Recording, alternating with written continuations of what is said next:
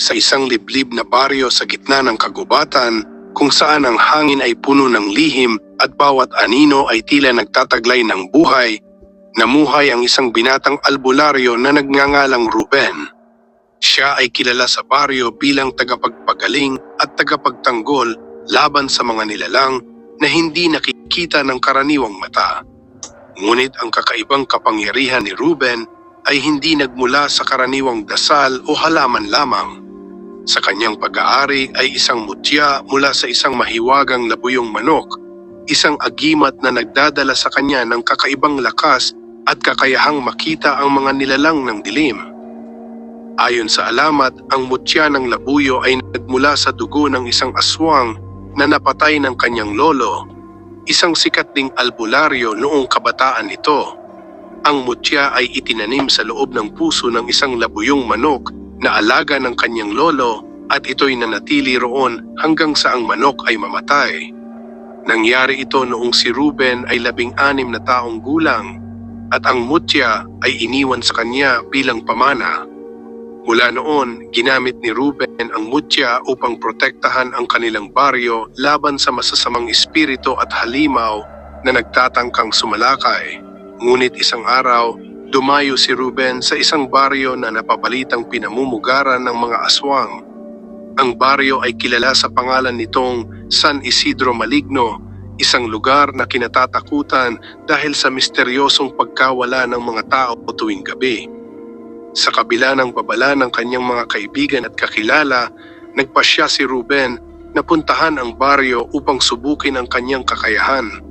Sa kanyang puso, naniniwala siyang tadhana na ang nagtulak sa kanya upang harapin ang pinakamalaking hamon ng kanyang buhay.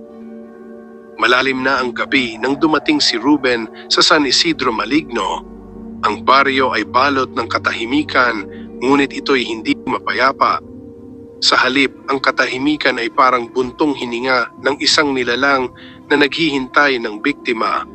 Walang sino man ang nasa lansangan at ang tanging ilaw na gumagabay kay Ruben ay ang lampara na hawak niya at ang pilit na kumikislap na buwan sa likod ng ulap.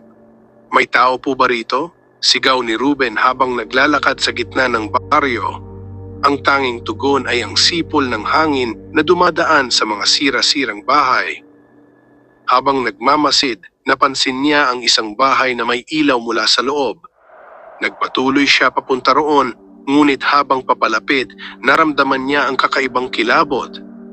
Parang may mga matang nagmamasid sa kanya mula sa kadiliman. Agad niyang kinuha ang kanyang mutya at mahigpit itong hinawakan. Sa sandaling iyon, tila nagkaroon ng init ang mutya, isang senyales na may presensya ng masama. Pagdating sa bahay, kinatok niya ito ng 3 beses. Sa una, walang sumagot. Sa pangalawang katok, may narinig siyang paggalaw mula sa loob. At sa pangatlong katok, isang matandang babae ang nagbukas ng pinto. Ang kanyang mukha ay parang hinugot mula sa isang bangunggot, kulubot, payat at may malalalim na mata na tila walang laman. "Bakit ka naririto, binata?" tanong ng matanda. Ang kanyang boses ay parang malamig na hangin na dumadampi sa balat. "Ako po si Ruben, isang albularyo. Naparito ako upang tulungan ang inyong baryo laban sa mga aswang," sagot niya ng buong tapang. Ngunit imbes na magpasalamat, ang matanda ay ngumiti ng matamis ngunit kakaiba. "Tulungan kami? Binata, baka ikaw pa ang kailangan ng tulong." At sa sandaling iyon, nagsara ang pinto ng may kalabog. Naiwan si Ruben na naguguluhan, ngunit alam niyang nagsisimula pa lamang ang kanyang misyon. Matapos ang kakaibang pakikipag-usap sa matanda, nagdesisyon si Ruben na manatili sa baryo ng San Isidro Maligno. Bagamat puno ng panganib ang lugar, ramdam niya ang pangangailangan ng mga tao para sa tulong. Ang baryo ay tila nakakulong sa isang sumpa at alam niyang nasa kanya ang responsibilidad na sugpuin ito.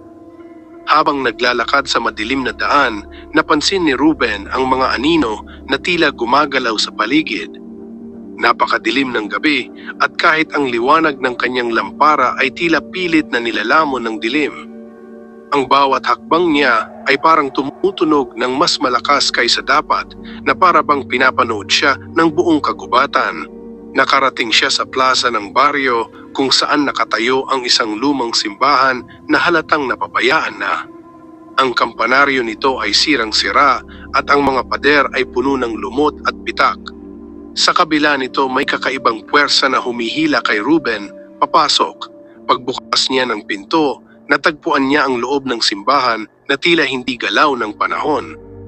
Ang mga bangko ay nakaayos pa rin at ang altar ay may kandilang nagbabaga ng bahagya.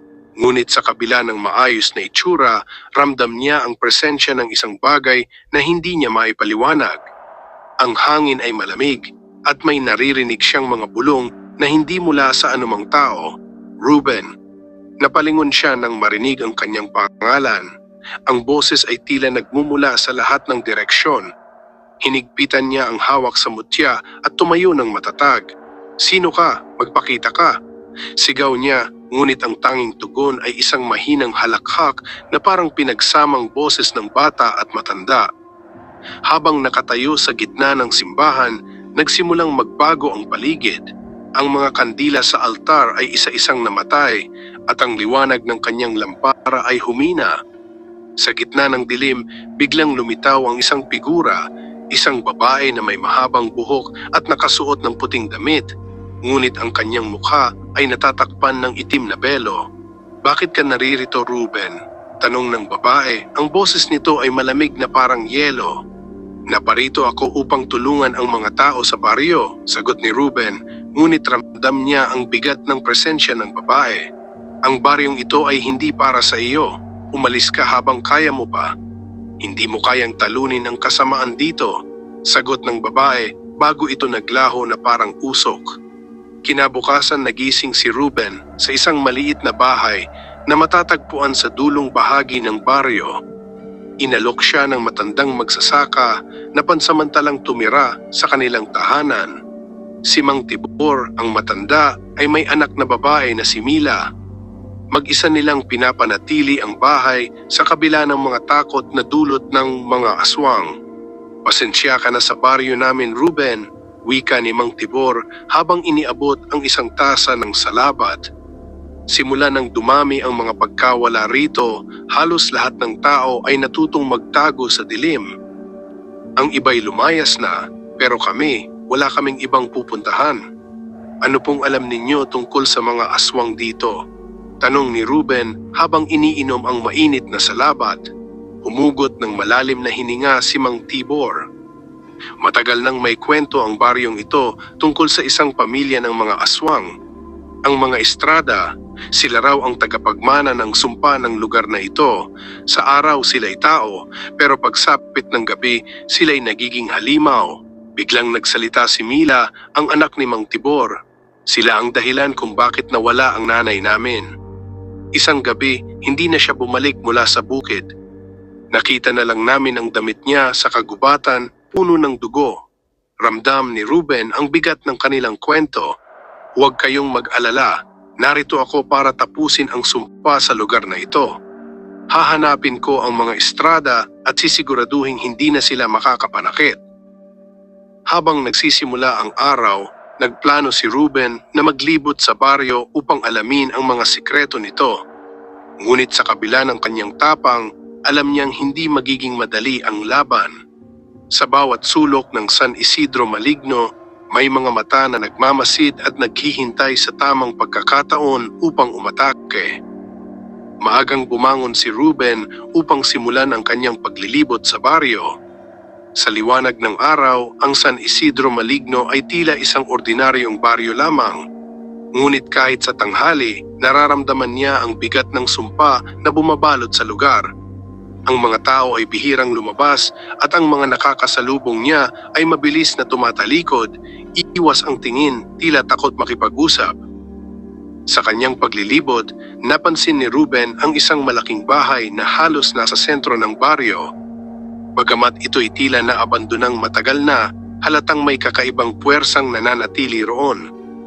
Ang mga bintana nito ay pinalamutian ng mga sirang kurtina at ang bakod ay baalot ng gumagapang na halamang parang nagsisilbing harang laban sa sinumang nais pumasok. Dito siguro nakatira ang mga Estrada, Bulong niya sa sarili habang pinagmamasdan ng bahay. Habang nakatayo siya sa harapan ng bakuran, may lumapit na batang lalaki na halos 7 taong gulang lamang. Payat ito at ang kanyang mga mata ay puno ng takot. "Kuya, huwag kang pumunta dyan," wika ng bata. Sabi ni Lola, ang bahay na yan ay tahanan ng mga demonyo. Ngunit imbes na matakot, yumuko si Ruben at ngumiti sa bata. "Huwag kang mag-alala, hindi ako natatakot sa kanila. Narito ako para tulungan kayo." Biglang bumukas ang pinto ng bahay, ngunit walang lumabas.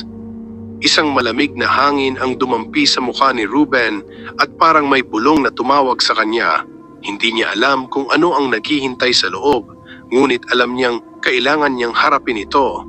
Dahan-dahang binuksan ni Ruben ang gate ng bakuran. Habang papalapit sa pinto ng bahay, naramdaman niya ang pag-init ng mutya ng labuyo sa kanyang bulsa. Isa itong babala na may masamang presensya sa lugar. Huminga siya ng malalim, hawak ang mutya at binuksan ang pinto. Sa loob, ang bahay ay mas malaki kaysa sa inaasahan. Ang bawat sulok nito ay puno ng alikabok at ang mga muebles ay nababalot ng puting tela. Ngunit higit sa lahat, ang mga dingding ay puno ng mga larawan. Mga lumang litrato ng isang pamilyang tila masaya sa una, ngunit habang tinitingnan niya ang bawat isa, napansin niyang may kakaiba sa mga ito. Sa bawat litrato, unti-unting nagiging hindi normal ang hitsura ng pamilya. Sa unay masaya silang nagpipiknik, ngunit sa mga susunod, ang kanilang mga mata ay nagiging dilaw at ang kanilang mga ngiti ay tila nagtatago ng isang lihim. Sa huli, ang mga litrato ay naglalarawan na ng isang pamilyang tila hindi na tao. Ang kanilang mga kamay ay mahaba at matutulis ang mga kuko at ang kanilang mga ngiti ay puno ng matatalas na ngipin. Ang pamilya Estrada, bulong ni Ruben habang hinahaplos ang isang litrato ng isang batang babae na may hawak na manika. Biglang sumara ang pinto ng malakas sa likuran niya at ang lampara na dala niya ay biglang namatay. Sa gitna ng dilim, narinig niya ang tunog ng mga yabag na papalapit. "Ruben," muling tawag ng isang malamig na boses. Kinuha niya ang mutya mula sa kanyang bulsa at itinapat ito sa dilim. Ang mutya ay biglang kumislap at sa liwanag nito nakita niya ang figura ng isang babae. Ang parehong babaeng nakita niya sa simbahan, ngunit sa pagkakataong ito, ang mukha nito ay unti-unting lumitaw. Ang mukha niya ay nababalot ng mga sugat at ang mga mata ay puro itim. "Huwag mong pakialaman ang aming tahanan," wika ng babae bago siya naglaho kasabay ng isang malakas na ihip ng hangin. Bumalik si Ruben kina Mang Tibor matapos ang kanyang karanasan sa bahay. Tahimik siyang naupo sa isang upuan, iniisip ang nakita niya. "Nahanap mo ba ang hinahanap mo, hiho?" tanong ni Mang Tibor habang nilalagyan ng kahoy ang kanilang kalan. "Sa tingin ko, nakita ko ang tahanan ng mga Estrada," sagot ni Ruben. "Pero marami pa akong hindi alam tungkol sa kanila. Maaari niyo po bang ikwento sa akin ang buong kasaysayan nila?" Humugot ng malalim na hininga si Mang Tibor. Ang mga Estrada ay hindi laging ganito. Noon sila'y mabuting pamilya. Ang patriarka nila, si Don Marcelo, ay isang mayamang hasyendero. Ngunit may nangyaring trahedya. Ayon sa kwento, may sinumpang babae na dumating sa baryo at si Don Marcelo ay nagkasala sa kanya. Sa galit, isinumpa niya ang buong pamilya. Simula noon, bawat henerasyon ng mga Estrada ay naging mga aswang. "May paraan po ba upang alisin ang sumpa?" tanong ni Ruben. Ang sabi ng mga matatanda, ang sumpa ay matitigil lamang kung mawawala ang pinagmumulan ng kanilang lakas, ang puso ng dilim. Ngunit walang nakakaalam kung ano iyon o kung saan matatagpuan. Nag-isip si Ruben, ang kanyang mutya ng labuyo ay tumutulong sa kanya, ngunit alam niyang hindi ito sapat. Kailangan niyang hanapin ang puso ng dilim upang tuluyang wakasan ang sumpa ng San Isidro Maligno. Pagkatapos marinig ang kwento ni Mang Tibor, mas tumibay ang paninindigan ni Ruben na wakasan ang sumpa ng San Isidro Maligno. Sa kabila ng takot na nararamdaman niya, naniniwala siyang nasa kanya ang kakayahang talunin ang mga Estrada. Ngunit alam niyang hindi niya ito magagawa ng mag-isa. Habang nakaupo sa harap ng maliit na kalan, napansin ni Ruben si Mila na tahimik na nagbabantay sa bintana. Ang kanyang mukha ay puno ng lungkot at takot. Lumapit si Ruben sa kanya. "Anong iniisip mo?" tanong niya. "Ang nanay ko," sagot ni Mila. "Gabi rin nang siya'y mawala. Parang nararamdaman kong may kinalaman ang mga Estrada sa pagkawala niya." Naramdaman ni Ruben ang lungkot sa tinig ni Mila. "Mila, gagawin ko ang lahat para malaman ang katotohanan. Pero kailangan ko ang tulong mo at ng iyong ama. May alam ba kayong lugar na maaaring maging susi sa paghahanap ng puso ng dilim na sinasabi ni Mang Tibor?" Nag-isip sandali si Mila bago sumagot. "May isang lugar sa kagubatan. Ang mga matatanda rito ay nagsasabing iyon ang sentro ng sumpa. Ngunit walang sino man ang nakakalapit doon. Ang mga pumapasok ay hindi na bumabalik." Kinabukasan, maagang nagpunta si Ruben sa kagubatan kasama si Mila. Ayaw sanang pumayag ni Mang Tibor, ngunit nagpumilit si Mila na samahan si Ruben. "Hindi ko hahayaang mag-isa siya. Kilala ko ang daan," wika niya. Ang kagubatan ay puno ng matataas na puno at makakapal na halaman. Kahit tanghali, parang gabi sa loob dahil sa kapal ng lilim mula sa mga sanga. Habang naglalakad, nararamdaman nila ang bigat ng paligid. Ang bawat hakbang ay tila humihigop ng lakas nila. "Dito," sabi ni Mila habang itinuturo ang isang daan na natatakpan ng gumagapang na halaman. Nang makarating sila sa gitna ng kagubatan, natagpuan nila ang isang lumang balon. Ang mga bato nito ay nababalutan ng lumot at ang tubig sa loob ay kulay itim. Sa tabi ng balon ay isang altar na yari sa bato, puno ng mga ukit ng mga kakaibang simbolo. Sa altar na ito madalas magpunta ang mga Estrada ayon sa kwento, paliwanag ni Mila. Lumapit si Ruben sa altar at inilabas ang kanyang mutya ng labuyo. Nang mailapit niya ito, biglang kumislap ang mutya at parang may puwersang humila sa kanya. Kasabay nito narinig nila ang isang malakas na ihip ng hangin at ang mga puno ay tila yumuko sa isang direksyon. "Umalis na tayo, Ruben," wika ni Mila, nanginginig ang boses. Ngunit bago pa sila makaalis, biglang lumitaw ang tatlong figura mula sa dilim. Ang mga ito ay may maitim na balat, matatalim na ngipin at mga mata na kumikislap ng dilaw sa kadiliman. "Aswang," bulong ni Ruben habang naghahanda ng kanyang mutya. "Hindi kayo makakaalis ng buhay," wika ng isa sa mga aswang habang dahan-dahang lumapit. Hinawakan ni Ruben ang mutya at nagdasal ng malakas. Sa bawat salita, kumislap ang mutya at parang nabalutan siya ng liwanag. Ang mga aswang ay bahagyang umatras, ngunit hindi sila tumigil. Biglang umatake ang isa sa mga aswang, mabilis na lumipad papunta kay Ruben. Agad niyang itinapat ang mutya at nang masagi ito ng aswang, biglang nagliyab ang balat nito, nag-iwan ng malalim na paso. "Argh!" sigaw ng aswang habang bumagsak ito sa lupa. "Hindi kayo makakalapit sa akin hanggat hawak ko ang mutya ng labuyo," sigaw ni Ruben.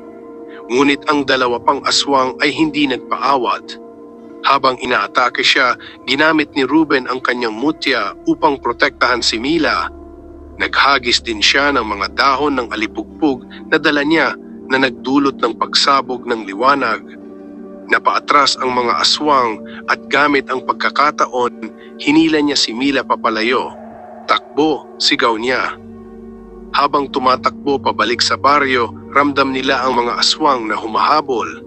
Sa bawat hakbang, naririnig nila ang mga kaluskos at bulong sa paligid. Ngunit hindi tumigil si Ruben sa paghawak ng kanyang mutya na tila nagbibigay liwanag sa kanilang daraanan. Nang makalabas sila ng kagubatan, nawala ang mga aswang, ngunit alam nilang hindi pa tapos ang laban. Napaupo si Mila, hinihingal at nanginginig. "Akala ko katapusan na natin," bulong niya. "Hindi pa," sagot ni Ruben. "Ngunit ngayon alam ko na kung saan matatagpuan ang puso ng dilim.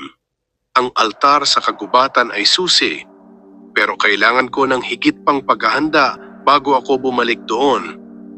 Matapos ang kanilang makapigil hiningang pagtakas mula sa kagubatan, nagpasya si Ruben na pag-aralan pa ang mutya ng labuyo na taglay niya. Ramdam niyang ito ang susi sa kanyang laban, hindi lamang sa mga estrada, kundi pati na rin sa sumpa ng buong baryo ng San Isidro Maligno. Ngunit kailangan niya itong higit pang maunawaan. May kilala ako na maaaring makatulong sa iyo, sabi ni Mang Tibor nang ipakita ni Ruben ang mutya. Si Lola Gunding, siya ang pinakamatandang albularyo na nakatira sa baryo bago ito isinumpa. Kung may nakakaalam tungkol sa mutya mo, siya iyon. Dinala ni Mang Tibor si Ruben at si Mila sa kubo ni Lola Gunding sa kabilang dulo ng baryo. Ang lugar ay tila na pag-iwanan ng panahon. Ang kubo ay gawa sa luma at nabubulok na kahoy at ang paligid ay puno ng mga halamang gamot at anting-anting. Nang marating nila ang kubo, bumungad ang isang matandang babae na kubana at may malalim na mga kunot sa noo. "Anong kailangan niyo sa akin?" tanong ni Lola Gunding habang tinitigan si Ruben ng matalim. "Ito po," sabi ni Ruben habang inilabas ang mutya ng labuyo. "Binigay ito sa akin ng aking lolo bago siya pumanaw. Gusto kong malaman kung paano ko ito magagamit upang sugpuin ang sumpa ng baryo." Tinignan ni Lola Gunding ang mutya ng may pagkamangha. Ang mutya ng labuyo, bulong niya, isa itong makapangyarihang anting-anting. Ngunit hindi ito karaniwang mutya. May taglay itong buhay, Ruben. Ang espiritu ng labuyo na naninirahan dito ay makapangyarihan, ngunit may kapalit ang paggamit nito. "Ano pong ibig niyong sabihin?" tanong ni Ruben. "Ang bawat paggamit ng mutya ay kumakain ng iyong lakas at kaluluwa," sagot ni Lola Gunding.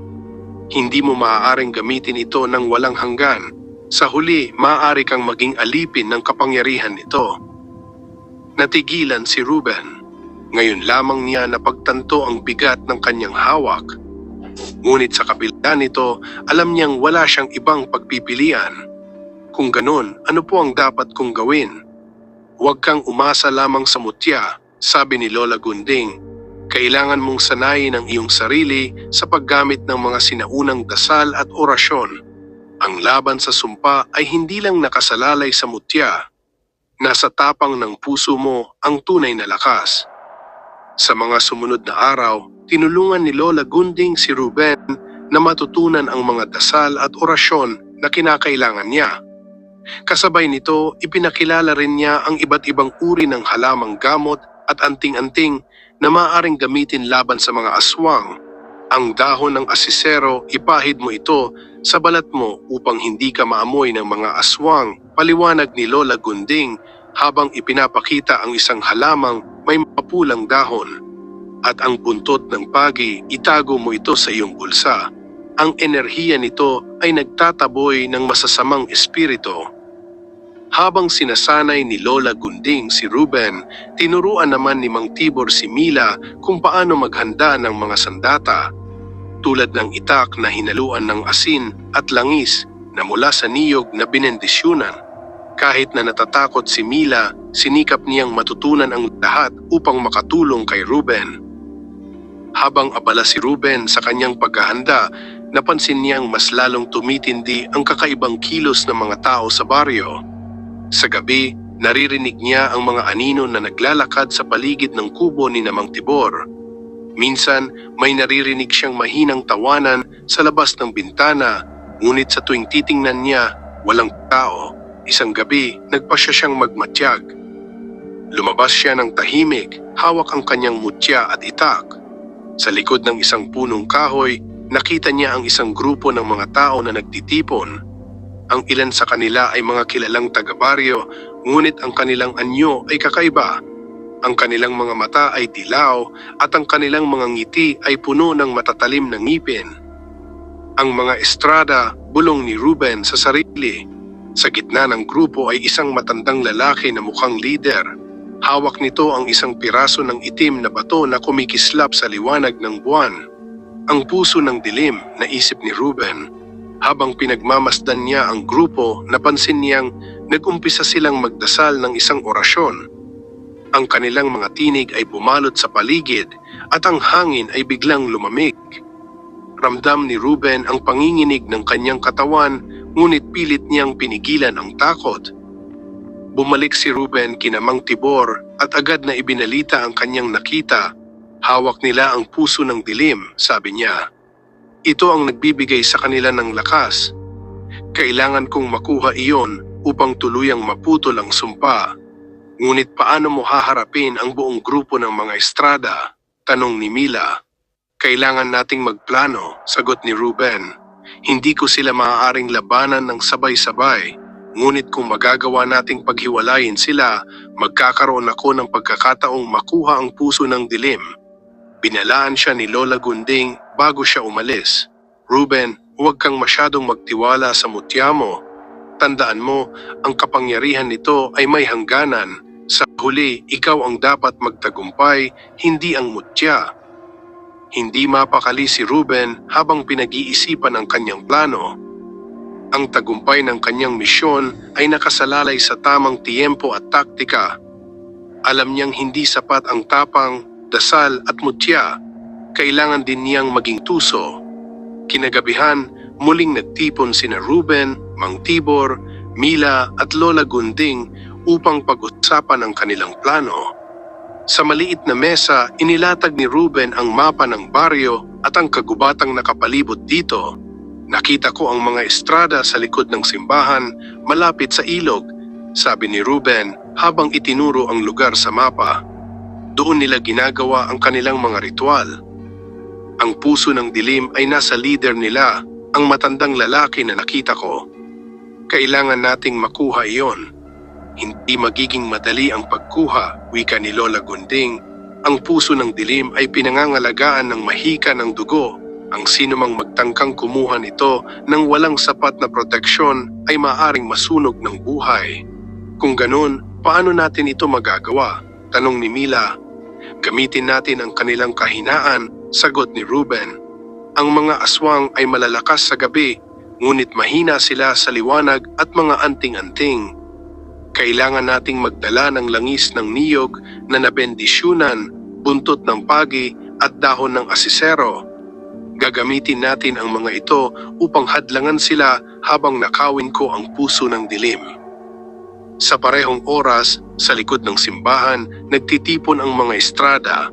Ang kanilang leader na si Don Faustino, ang pinakamatandang estrada, ay nag-aalay ng isang ritual upang palakasin ang sumpa ng baryo. Sa harap niya ay ang puso ng dilim, isang itim na bato na tila umaapoy ng malalabuyo na liwanag. Sa dugo ng sakripisyo, panatilihin natin ang ating kapangyarihan, sigaw ni Don Faustino habang itinataas ang bato. Ang iba pang mga estrada ay nagtipon sa paligid, binibigkas ang kanilang dasal ng kadiliman. Ang bawat salita ay nagpapalakas sa aura ng bato at ang dilim ay tila bumalot sa buong baryo. Sa gabing iyon, tumungo sina Ruben at Mila sa kagubatan. Bitbit ni Ruben ang mutya ng labuyo, isang bote ng benditadong langis at isang itak na pinahiran ng asin. Si Mila naman ay may dalang mga anting-anting at dahon ng asisero upang protektahan sila mula sa mga halimaw. Natatakot ka ba? Tanong ni Ruben habang naglalakad sila. Hindi para sa sarili ko, sagot ni Mila. Natatakot ako para sa iyo. Kung mabigo tayo, hindi lang buhay natin ang mawawala. Lahat ng nasa baryo ay tuluyang mawawala sa kadiliman. Hindi tayo mabibigo, sagot ni Ruben. Kailangan nating maniwala. Nang marating nila ang lugar kung saan nagtitipon ang mga estrada, nagkubli sila sa likod ng makakapal na halaman. Kitang-kita nila ang pusong itim na hawak ni Don Faustino habang patuloy na sinasambit ang dasal ng kadiliman. Ang liwanag mula sa bato ay nagbibigay buhay sa paligid, ngunit ramdam ni Ruben ang bigat ng enerhiyang dulot nito. Ngayon na, bulong ni Ruben kay Mila. Habang abala ang mga estrada sa kanilang ritual, dahan-dahang lumapit si Ruben. Dinampian niya ng dahon ng asisero ang kanyang balat upang hindi siya maamoy ng mga halimaw. Sa bawat hakbang, hawak niya ang mutya ng labuyo na tila nagbibigay liwanag sa kanyang daan. Nang marating niya ang altar kung saan nakalagay ang puso ng dilim, biglang huminto ang ritual. Napansin ni Don Faustino ang kakaibang liwanag na dala ng mutya ni Ruben. "May usurero!" sigaw niya.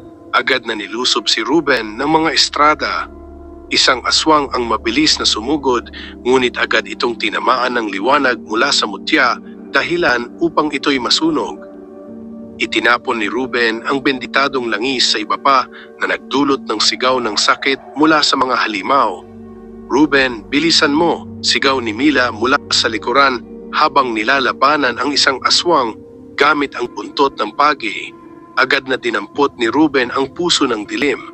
Nang mahawakan niya ito, ramdam niya ang matinding init na halos sunugin ang kanyang mga kamay. Ngunit nagbigay ng liwanag ang mutya ng labuyo na tila nagbigay proteksyon sa kanya mula sa mahika ng batotaya ito.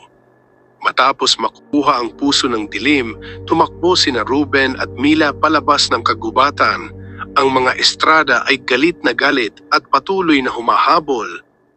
Isa-isang bumagsak ang mga puno sa kanilang paligid at ang hangin ay napuno ng mga bulong ng kadiliman. Ngunit sa kabila ng panganib, ginamit ni Ruben ang mutya upang gabayan sila.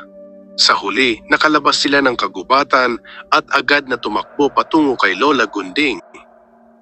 "Natagpuan mo na ang puso ng dilim," sabi ni Lola Gunding habang tinitingnan ang bato. "Ngunit hindi pa tapos ang laban, Ruben. Ang sumpa ng baryo ay matitigil lamang kung ang puso ng dilim ay wawasakin. Ngunit bago mo ito gawin, kailangan mong malaman na may kapalit ang aksyon mo." "Ano po ang kapalit?" tanong ni Ruben. "Ang pagsira sa puso ng dilim ay nangangahulugan ng pagsira rin sa anumang ugnayan nito sa baryo. Maaari nitong puksain ang lahat ng mga estrada, ngunit maaari rin nitong magdala ng mas malalim na sumpa kung hindi ito gagawin ng tama." Napatitig si Ruben sa itim na bato. Alam niyang ito ang susi sa paglaya ng baryo, ngunit hindi niya maiwasang magduda sa kanyang desisyon. Sa kubo ni Lola Gunding, tahimik na nakaupo sina Ruben, Mila, Mang Tibor at ang matandang albularyo. Sa gitna ng mesa ay nakalagay ang puso ng dilim na tila humihinga at naglalabas ng mahinang pulso ng itim na liwanag. Ang lahat ay naghintay ng mga sagot mula kay Lola Gunding, ngunit maging siya ay tila nag-iisip ng malalim. "Ang puso ng dilim ay hindi karaniwang bato," sabi ni Lola Gunding habang hinahaplos ang mga ukit sa ibabaw nito. "Ito ay nilikha mula sa dugo, kaluluwa at galit ng mga estrada. Ang kanilang lakas ay nakakapit dito. Kung wawasakin mo ito, Ruben, mawawalan sila ng kapangyarihan." Ngunit may isa pang hamon. Nagkatinginan sina Ruben at Mila. "Ano po iyon?" tanong ni Ruben. "Ang sino mang sisira sa puso ng dilim ay kailangang harapin ang espiritu ng kadiliman mismo. Ang espiritu ay isang hukom. Huhusgahan ka batay sa iyong lakas ng loob, puso at kalinisan ng iyong layunin. Kung ikaw ay magkulang sa alinman sa mga ito, hindi mo lamang mabibigo ang iyong misyon, kundi ikaw mismo ang maaaring maging bagong tagapag-alaga ng dilim." Natigilan si Ruben. Bigla niyang naramdaman ang bigat ng desisyon na nasa harapan niya. Ngunit sa kanyang puso, alam niyang wala siyang ibang pagpipilian. Habang pinag-iisipan nila ang susunod na hakbang, isang malakas na pag-uga ng lupa ang gumulat sa kanila. Ang mga anting-anting at halamang gamot sa loob ng kubo ay nagbagsakan. Sa labas, narinig nila ang nakakabinging hiyaw ng mga estrada. Alam na nila, sigaw ni Mang Tibor. "Alam nilang hawak na natin ang puso ng dilim." Agad na tumayo si Ruben. "Wala na tayong oras, kailangang wawasakin ko ito ngayon." "Hindi mo ito magagawa dito," sabi ni Lola Gunding. "Kailangan mo itong dalhin sa altar kung saan ito unang nilikha. Doon lamang mawawasak ang ugnayan nito sa lupaing ito." "Sa kagubatan?" tanong ni Mila takot na takot. "Oo," sagot ni Lola Gunding. "Ngunit mag-ingat kayo. Sa oras na dalhin niyo ang puso ng dilim pabalik sa altar, gagawin ng mga estrada ang lahat upang pigilan kayo." Dala ang puso ng dilim, naglakbay sina Ruben, Mila at Mang Tibor pabalik sa kagubatan. Nasa unahan si Ruben, hawak ang mutya ng labuyo na naglalabas ng malaliwanag na enerhiya. Si Mila at Mang Tibor ay may dalang mga sandata at anting-anting handa sa anumang pagsalakay. Habang papalapit sila sa altar, unti-unting bumalot ang dilim sa paligid. Ang mga puno ay tila mas naging mataas at ang mga anino ay gumalaw na parang may sariling buhay. Ang hangin ay puno ng bulong ng mga boses na hindi nila maintindihan. "Mag-ingat kayo," sabi ni Mang Tibor. "Nararamdaman ko ang presensya nila." Sa kalagitnaan ng kanilang paglalakbay, biglang sumalakay ang isang grupo ng mga aswang.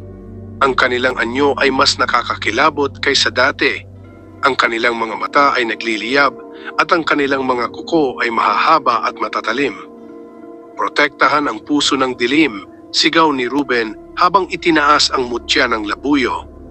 Ang liwanag mula sa mutya ay nagtaboy ng ilan sa mga aswang, ngunit ang iba ay patuloy na lumapit.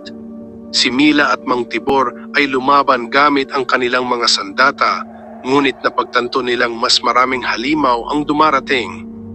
"Kailangan nating makarating sa altar," sigaw ni Ruben. Sa wakas, narating nila ang altar. Ang paligid nito ay puno ng makakapal na ugat at lumot at ang lugar ay parang humihinga ng sariling enerhiya. Agad na inilagay ni Ruben ang puso ng dilim sa gitna ng altar. Biglang lumitaw ang isang anino mula sa likod ng altar. Ito ay may anyong tao, ngunit mas mataas at mas malaki kaysa karaniwan. Ang mga mata nito ay tulad ng itim na hukay at ang boses nito ay tila dumadagundong mula sa kailaliman.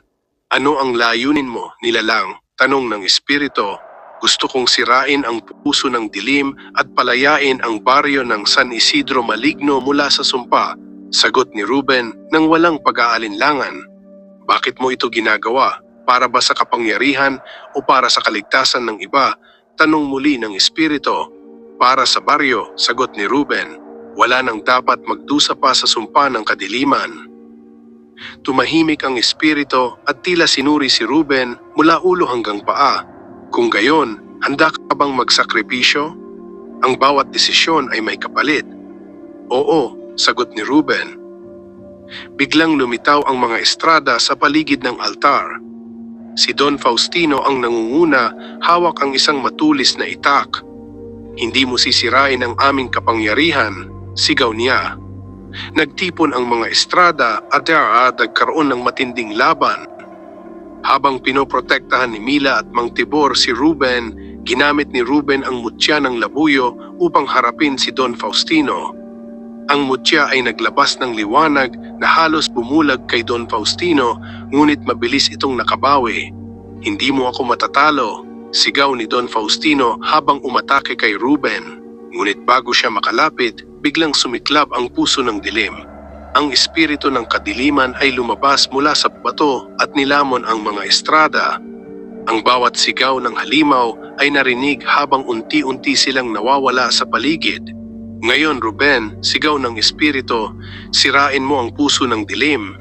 Itinaas ni Ruben ang mutya ng labuyo at inilapit ito sa puso ng dilim. Ang dalawang enerhiya ay nagbanggaan, nagdulot ng napakalakas na pagsabog ng liwanag at dilim. Sa huli, ang puso ng dilim ay nabasag at ang lahat ng kadiliman sa baryo ay nawala. Ang kagubatan ay biglang napuno ng liwanag ng buwan at ang mga halimaw ay nawala. Ang baryo ng San Isidro Maligno ay muling naging tahimik, ngunit ramdam nilang tuluyan nang nawala ang sumpa. Sa muling pagkabuhay ng liwanag sa baryo ng San Isidro, tila nagbalik ang dati nitong katahimikan. Ngunit sa puso ni Ruben, alam niyang ang tagumpay ay nagiiwan ng mga pilat, hindi lamang sa balat kundi pati sa kaluluwa. Habang naglalakad pabalik ng baryo kasama sina Mila at Mang Tibor, naramdaman nila ang bigat ng nangyari. "Ligtas na ang baryo," sabi ni Mila habang tinitingnan ang palibot na ngayon tila bumalik sa dati nitong anyo. "Oh, ngunit may naiwan pa rin sa ating mga anino," sagot ni Ruben. Alam niyang ang sumpa ng kadiliman ay maaring nawala, ngunit ang alaala nito ay mananatili. Pagdating nila sa baryo, sinalubong sila ng mga tao na tila nagising mula sa isang masamang panaginip. Ang mga pamilya na dati takot na takot, ngayon ay muling nagtipon upang pasalamatan sina Ruben at ang iba pa. Salamat sa Diyos at sa inyo, sigaw ng isang matandang babae habang lumapit kay Ruben. Niligtas ninyo kami mula sa sumpa, ngunit kahit na may mga ngiti at yakap, ramdam ni Ruben ang bigat ng responsibilidad na iniwan ng puso ng dilim. Alam niyang ang baryo ay may sugat na kailangang maghilom at hindi ito gagaling ng madalian. Sa gabi, muling nagtipon sina Ruben, Mila, Mang Tibor at Lola Gunding sa kubo ng matanda. Nag-usap-usap sila tungkol sa mga natuklasan nila at sa posibleng mga panganib na naiwan. Hindi ganap na nawawala ang kadiliman, sabi ni Lola Gunding habang hawak ang ilang piraso ng basag na bato mula sa puso ng dilim. Ang mga tulad ng mga estrada ay maaring nawala, ngunit ang galit at kasakiman na nagtulak sa kanila ay nananatili sa mundo. Isang araw, maaaring may iba na muling maghahanap ng kapangyarihan ng dilim. Kung ganon, kailangan nating maging handa, sabi ni Ruben. Hindi na dapat maulit ang ganitong trahedya. Ang mutya ng labuyo ay nananatili sa iyo, wika ni Lola Gunding. Ito ang magiging gabay mo kung sakaling bumalik ang kadiliman. Ngunit tandaan mo, Ruben, hindi sa mutya nakasalalay ang lahat ng lakas. Nasa loob mo ang tunay na kapangyarihan. Kinabukasan, habang naglalakad si Ruben sa baryo, nakita niya ang mga tao na muling bumabalik sa normal. Ang mga bata ay naglalaro, ang mga magsasaka ay bumalik sa kanilang mga sakahan, at ang simbahan ay muling napuno ng mga nananalangin. Ngunit kahit sa gitna ng kasayahan, hindi maalis ni Ruben ang isang pakiramdam na parang may bagay na nawawala. Alam niyang ang sumpa ay maaaring naputol, ngunit ang epekto nito ay hindi madaling maglaho. Ruben, tawag ni Mila habang lumapit sa kanya. Ano ang balak mong gawin ngayon? Mananatili ako rito, sagot ni Ruben. Kailangan kong tulungan ang baryo na makabangon. At kung sakaling bumalik ang dilim, sisiguraduhin kong handa tayo. Sa kabila ng kanilang tagumpay, isang tanong ang patuloy na bumabagabag kay Ruben. Ano ang nangyari sa mga estrada? Ayon kay Lola Gunding ay ang kanilang kaluluwa ay maaaring nawala kasabay ng pagkawasak ng puso ng dilim. Ngunit sinabi rin niya na ang kadiliman ay hindi ganap na nawawala. Ang kanilang kaluluwa ay maaaring napadpad sa isang lugar na hindi natin maabot, wika ni Lola Gunding. Ngunit huwag kang pakasisiguro. Ang kasamaan ay laging naghahanap ng daan pabalik. Sa pagtatapos ng araw, habang lumubog ang araw at nagbigay liwanag ang buwan, muling nagtipon ang baryo upang magpasalamat. Sa gitna ng pagtitipon, tumayo si Ruben upang magbigay ng pananalita. Ang tagumpay natin laban sa kadiliman ay hindi lamang dahil sa akin o sa mutya, wika niya. Ito'y dahil sa tapang at pagkakaisa natin, ngunit hindi ito ang katapusan. Dapat tayong manatiling mapagbantay. Ang kadiliman ay laging naghahanap ng pagkakataon upang bumalik. Lumipas ang mga linggo matapos masira ang puso ng dilim at unti-unti nang bumangon ang baryo ng San Isidro. Ang mga tao ay muling bumalik sa kanilang normal na buhay, ngunit sa bawat anino ng gabi, naroon pa rin ang bahagyang takot na maaaring bumalik ang kadiliman. Si Ruben, sa kabila ng tagumpay, ay hindi ganap na mapanatag. May mga gabi na siya'y nagigising sa mga panaginip kung saan siya'y tinatawag ng isang boses mula sa kagubatan. Isang gabi, habang natutulog si Ruben, nagkaroon siya ng kakaibang panaginip. Nasa gitna siya ng isang madilim na kagubatan. Ang paligid ay puno ng bulong, tila daing ng mga nawawalang kaluluwa. Sa gitna ng lahat ay isang pamilyar na anyo, si Don Faustino. Hindi mo kami tuluyang matatalo, sabi ng boses ni Don Faustino habang ang kanyang anyo ay lumalabot nagiging usok. Ang dilim ay bahagi na ng baryo, kahit anong gawin mo, hindi ito maglalaho. Nagising si Ruben na basang-basa ng pawis. Ramdam niya ang bigat ng mga salitang iyon. Ito ba'y babala? Tanong niya sa sarili. Kinabukasan, naglakad si Ruben patungo sa simbahan upang magdasal. Napansin niyang maraming hayop ang nawawala o natatagpuan sa baryo na patay sa kakaibang paraan. Wala silang dugo. Ruben, wika ni Mang Tibor, may mga nagsasabing ang mga estrada ay hindi ganap na nawala. Nararamdaman pa rin nila ang presensya ng mga ito. Hindi maaaring balewalain ang ganitong mga palatandaan, sagot ni Ruben. Kailangan nating alamin ang katotohanan bago pa man ito lumala. Sa gabing iyon, muling nagpunta sina Ruben, Mila at Mang Tibor sa kagubatan. Dala nila ang mutya ng labuyo, buntot ng pagi at iba pang anting-anting na maaaring proteksyon nila. Habang naglalakad sila, naramdaman nilang tila mas malamig ang hangin kaysa dati. May mga anino sa kanilang paligid na gumagalaw kahit walang liwanag. May sumusunod sa atin, bulong ni Mila habang mahigpit na hawak ang kanyang sandata. Maghanda kayo, sagot ni Ruben. Mula sa likod ng isang malaking puno, biglang sumulpot ang isang nilalang. Isa itong matangkad na babae, may mahabang buhok at itim na mata. Nakatingin ito kay Ruben na tila siya'y kilala na noon pa. Ikaw ang pumatay sa aming puso, sabi ng babae sa malamig na boses.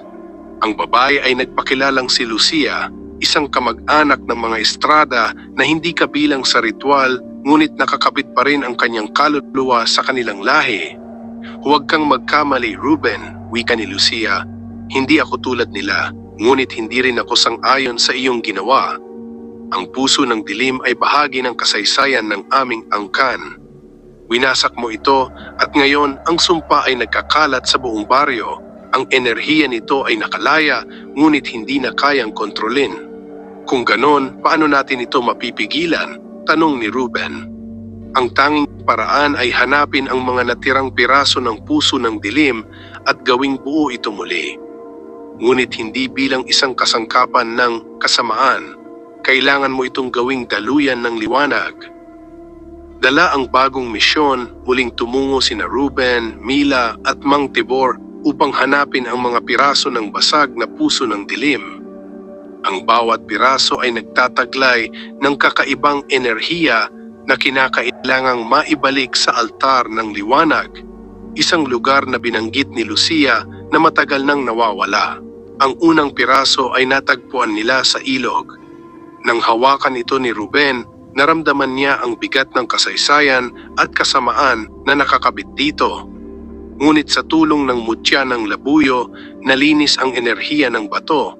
Ang pangalawang piraso ay nasa simbahan, nakatago sa ilalim ng altar. Hindi nila inasahan na ang lugar ng dasal ay nagkaroon ng bahagi ng sumpa. Habang unti-unting nabubuo ang puso ng dilim, nararamdaman ni Ruben ang lalong paglakas ng mga espiritu sa paligid. Ang mga estrada, bagamat wala na sa pisikal na anyo, ay patuloy na gumagawa ng paraan upang pigilan ang kanilang misyon. Ang oras ay nagmamadali, sabi ni Lucia. Kung hindi natin maibalik ang puso ng dilim sa altar ng liwanag bago ang 12 gabi ng susunod na buwan, ang sumpa ay ganap ng mamumuo.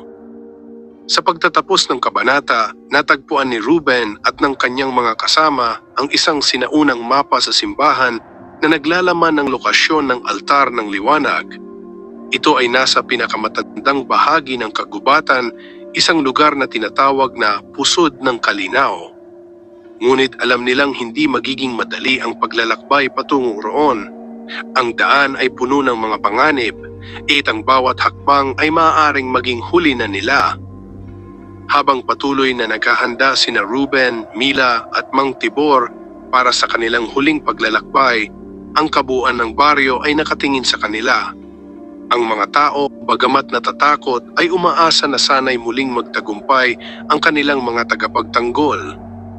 Walang nakakaalam kung ano ang naghihintay sa kanila sa pusod ng kalinaw, ang huling pag-asa ng liwanag laban sa kadiliman. Ang kagubatan ay tila mas madilim at mas malupit kaysa dati.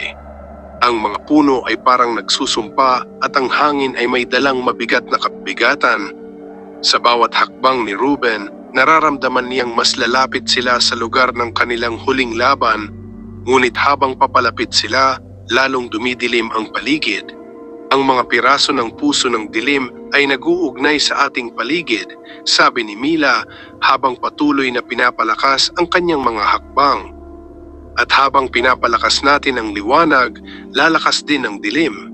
Walang takot, Mila, sagot ni Ruben. Hindi na natin maaaring balewalain ito.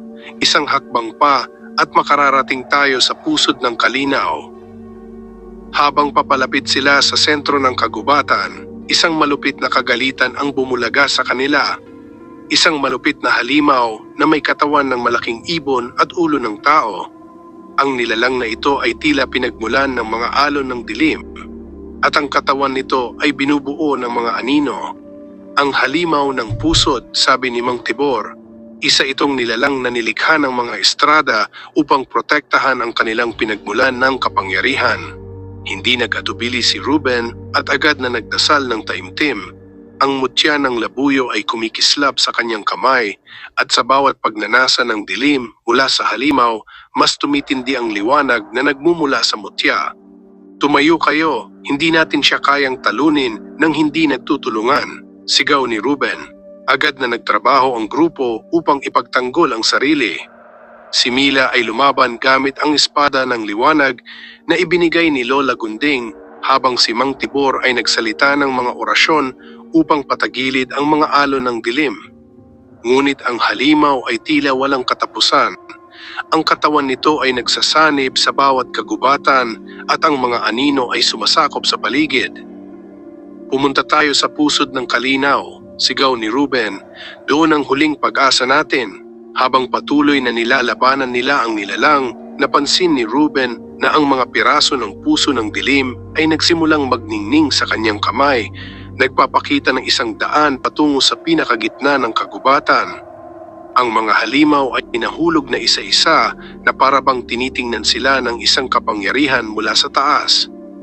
Sa kabila ng matinding laban, nakarating sila sa pusod ng kalinaw, isang liblib na lugar kung saan ang lupa at langit ay tila nagsasanib. Ang altar ng liwanag ay nasa gitna ng isang lumang puno, ang mga sanga nito ay kumikislap na parang mga bituin. Sa ilalim ng puno, nakahandusay ang mga piraso ng puso ng dilim na ngayoy naglalabas ng isang kakaibang enerhiya, nagmumula sa parehong liwanag at dilim. Si Ruben na may hawak ng mutya ng labuyo at ang mga piraso ng puso ng dilim ay lumapit sa altar ng liwanag. Nararamdaman niyang mas lalakas pa ang enerhiya habang inilalagay niya ang mga piraso sa harap ng altar. Ano ang mangyayari sa atin, Ruben? Tanong ni Mila habang tinutulungan siyang ilagay ang mga piraso sa altar. Dapat tayong magtiwala, sagot ni Ruben. Ang dilim ay may bahagi sa ating lahat. Ngunit ang liwanag ay maghuhubog sa atin, manigay sa atin mula rito. Habang pinagsasama-sama ang mga piraso, naramdaman nilang may malakas na pagsabog ng enerhiya. Ang mga anino ay nag-urong at ang buong kagubatan ay naging maliwanag.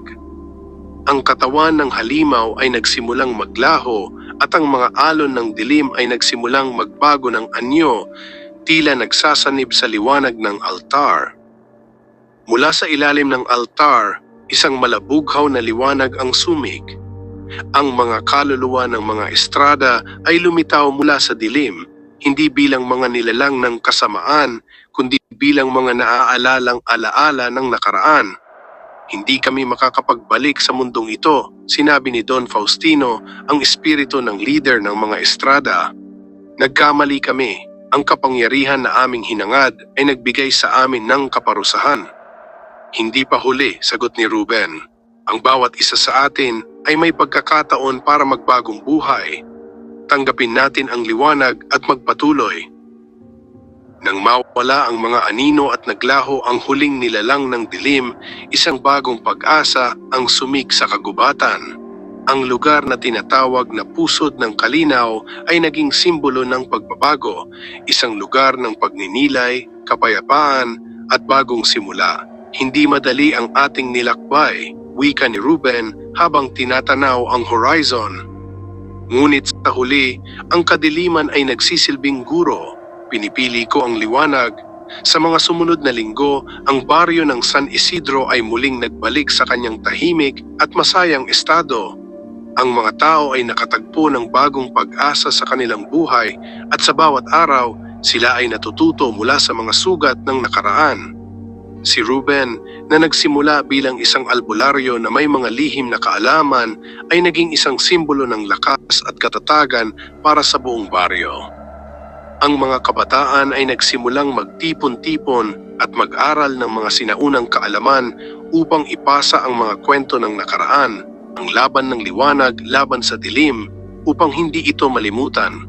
Habang ang bawat pamilya ay nagsasama-sama, si Ruben ay patuloy na nag-aaral at nag-iisip ng mga paraan upang mapanatili ang balanseng ito.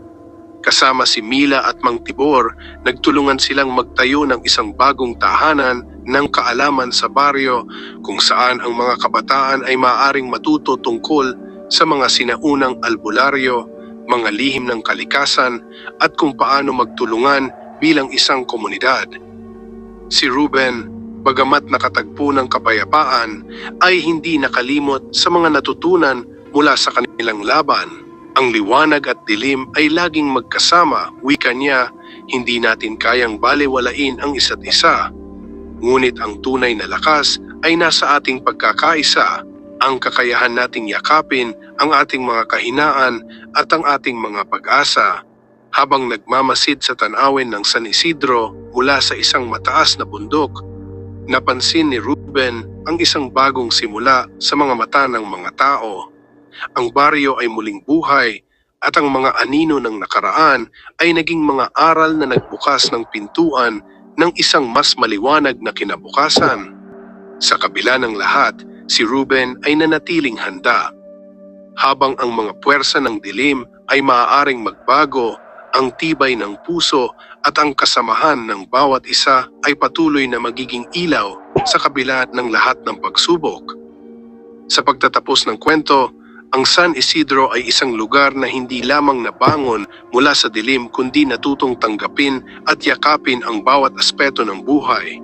Ang albularyo na may mutya ng labuyo ay patuloy na nagbabantay sa baryo hindi bilang isang tagapagtanggol ng isang pook, kundi bilang simbolo ng kagalingan ng isang komunidad na laging nagsusuri at nagmamahalan.